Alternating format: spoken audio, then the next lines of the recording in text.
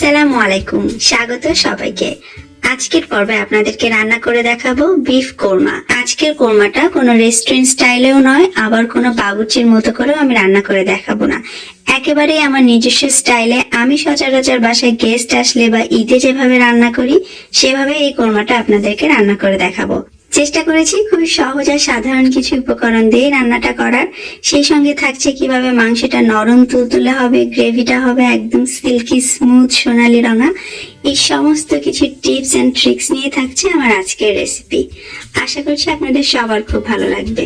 শুরুতেই আমরা একটা মশলা তৈরি করব। তার জন্য একটা বাটিতে আমি 2 টেবিল চামচ নিয়ে নিচ্ছি প্লেন ইয়োগার্ট।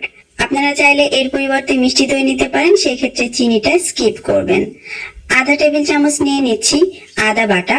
সেই সাথে আমাদের লাগছে প্রায় 1/4 কাপের মতো বেরেস্তা। এটা আমার ফ্রোজেন বেরেস্তা করে আমি ডিপ ফ্রিজে রেখে দিই, যখন দরকার হয় তখন এভাবে ঝটপট বের করে নেই।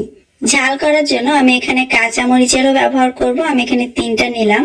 5-6টা দিয়ে দিচ্ছি কাজু বাদাম এবং আধা চা চামচের মতো দিয়ে দিচ্ছি লাল মরিচের গুঁড়ো, যাতে কালারটা খুব সুন্দর সোনালি আসে। আধা চা চামচ দিয়ে দিচ্ছি জিরা গুঁড়ো। আর আপনারা সবাই জানেন কোরমা জাতীয় খাবারে কিন্তু ধনে গুঁড়োটা একটু বেশি লাগে, তাই সেটা দিলাম 1 চা চামচ। 1/4 চা চামচ দিয়ে দিলাম গরম মশলার গুঁড়ো। লবণ দিয়ে দিচ্ছি 1 চা চামচ এবং সেই সঙ্গে 2 চা চামচ দিয়ে দিচ্ছি চিনি।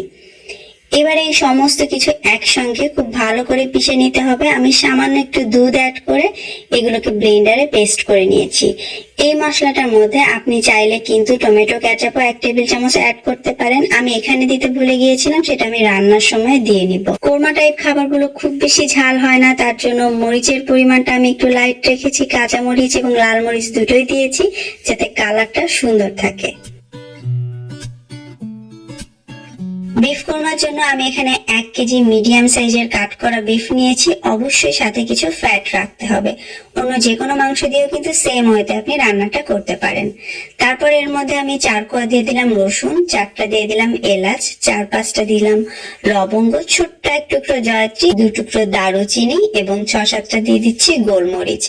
তারপর এর মধ্যে পর্যাপ্ত পরিমাণ পানি দিতে হবে, যাতে মাংসটা খুব ভালো মতো সেদ্ধ হতে পারে এবং ইয়াকনিও থাকে। এবং অবশ্যই লবণ দিয়ে দিতে হবে। আমি প্রায় আধা টেবিল চামচের মতো দিয়ে দিলাম। সেই সঙ্গে আরো একটু পানি দিয়ে মাংস আর পানিটা সমান সমান করে নিলাম। এবারে এটাকে ঢেকে অল্প আঁচে আমি সেদ্ধ করে নিব, যতক্ষণ না মাংসটা পুরোপুরি সেদ্ধ হয় এবং সেই সাথে আমাদের কিছুটা ইয়াকনিও থেকে যায়, কারণ মাংস রান্নায় আমরা আলাদা করে কোনো পানি ব্যবহার করব না। আর মাংসটা আপনারা এমন ভাবে সিদ্ধ করবেন, যদি চুলায় করেন, যেটা পুরোপুরি সেদ্ধ হবে কিন্তু একদম নরম তুলতুলে হয়ে যাবে না, যে হাত দিলেই ছিঁড়ে যাচ্ছে। বাকি নরমটা আমরা করব পরবর্তী ধাপে। তো এইভাবে মাংসটা সেদ্ধ করে নিতে হবে এবং ইয়াকনিও রাখতে হবে। এখন আমি চলে এলাম মূল রান্নায়। চুলায় একটা প্যানে আমি প্রায় 1.5 টেবিল চামচের মতো একটু তেল নিয়ে নিলাম। সেই সঙ্গে 2 টেবিল চামচ দিয়ে দিচ্ছি ঘি।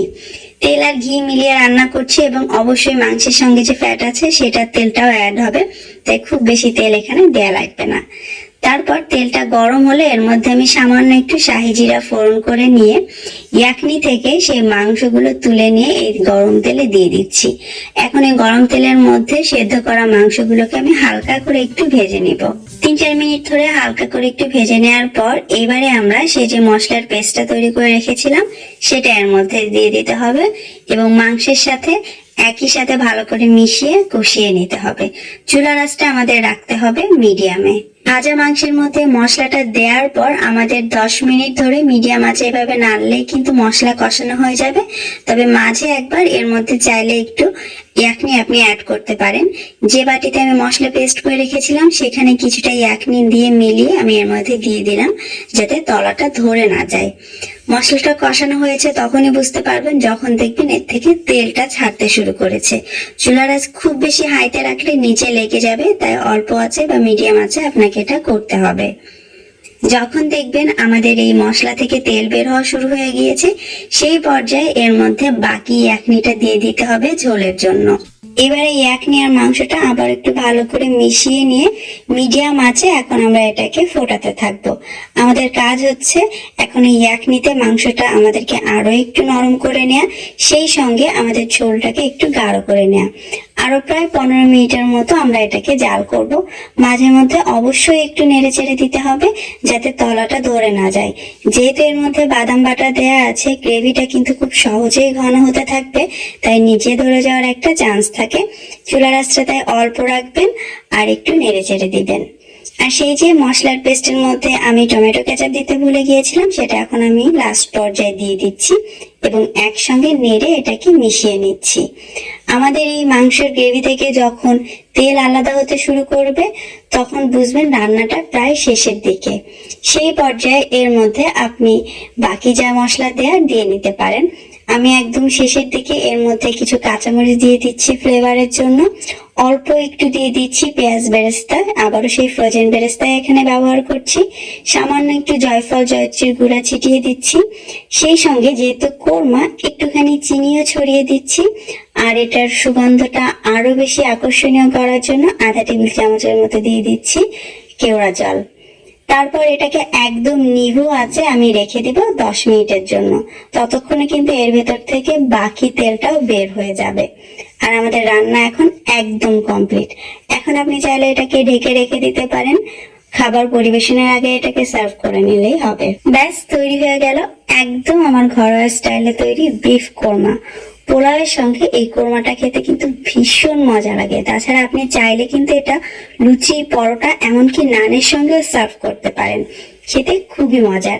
আগে থেকে মাংস সেদ্ধ করে রাখলে এটা রান্না করতে এক্স্যাক্টলি 30 to 35 মিনিটস আপনার লাগবে। সময় বাঁচে আর প্রক্রিয়াটাও কিন্তু খুব সহজ, তাই না? আশা করছি আপনাদের ভালো লাগবে। ঈদ বা যে কোনো অনুষ্ঠানে আপনারা এভাবে বানিয়ে দেখবেন। কেমন হলো সেটা অবশ্যই আমার সাথে শেয়ার করতে পারেন কমেন্ট বক্সে। ভালো থাকবেন সবাই, বিদায় নিচ্ছি। আল্লাহ হাফেজ।